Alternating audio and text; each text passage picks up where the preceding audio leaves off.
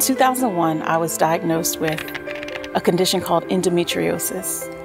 And what endometriosis does, it causes ovarian cysts. It causes very painful cycles. And 30 to 40% of women who have endometriosis are infertile. And it is one of the top 3 diseases that cause infertility in women. After I was diagnosed in 2001, I had surgery. And I didn't know what to expect. But when I woke up, I had bandages all the way down my abdomen. And the doctor told me that the cyst was so big that he had to remove an ovary. I think that was the first time I actually realized that I may not be able to have children. As time went on, I healed, I moved on with life.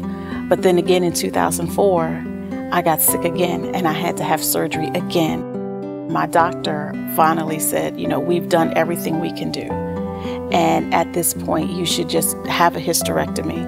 I go back and forth with how I feel about the possibility of not being able to have children. I just never thought that this would be my life. It doesn't take away from who I am. I'm still a woman. I just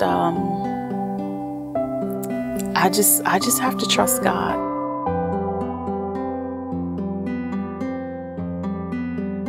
Growing up, I always knew I wanted to be a father. I just kind of assumed that it was the natural order of things, that you meet a girl, you get married, and you have a baby.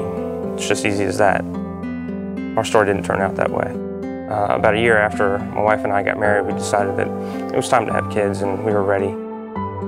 About 3 months after we started trying, we got our first positive pregnancy test.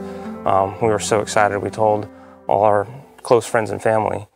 And about a week later, Katie had her first miscarriage. About 2 months later, we got another positive pregnancy test, and she had another miscarriage at 5 weeks. We tried and tried and tried for about a year and a half, and we still didn't have any results. So we decided to go ahead and seek a specialist and try to undergo fertility treatments. I went through a lot of testing first, and all the testing came back normal. And then my husband got tested, and we found out that he was diagnosed with sperm DNA fragmentation, where the chromosomes within the sperm are fragmented. We took the news really hard. It was especially hard. I was in another country, and she was crying, and I couldn't hold her or say anything to her to really lighten the mood. Throughout our whole struggle, I've always thought it was my responsibility to try to keep the voice of hope, and that, you know, the next time is going to be our time. But we thought the results were pretty grim, so we decided to start praying. I wrote this prayer, and we decided to say it every single night and just let God know that this was the desire of our hearts.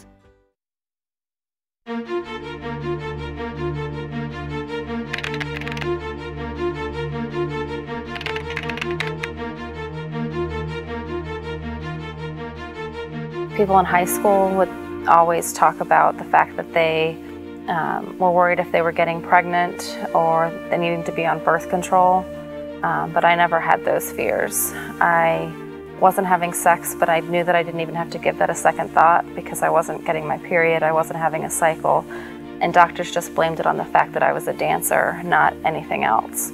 It wasn't until I saw the 6th doctor where he finally did some blood work and realized that he diagnosed me with something called polycystic ovarian syndrome, better known as PCOS. Polycystic ovarian syndrome is when you have a pearl-like cysts on both of your ovaries, and it was causing me not to be able to ovulate. All this time, I had been married. When I got this diagnosis, I had been married probably 2.5, 3 years. I've been married 8 years now, stopped using birth control 3 years into our marriage, and each year went by and we would think that we would have been getting a positive pregnancy test, and nothing came about. In year 1, year 2, year 3, year 4, now we're on year 5 of trying, and nothing. I'm 30 years old now. That's the time that you're supposed to be having children, and I'm watching everybody else around me have children when we we're still trying. It took me a long time to really begin to understand what she was going through, and all I could do as a husband at that time is just be there as a shoulder to cry on, you know, to be an ear, to listen to her frustrations, and you know, that's all I could do at the time. We decided to adopt, and it's been an interesting process, a little bit of a journey.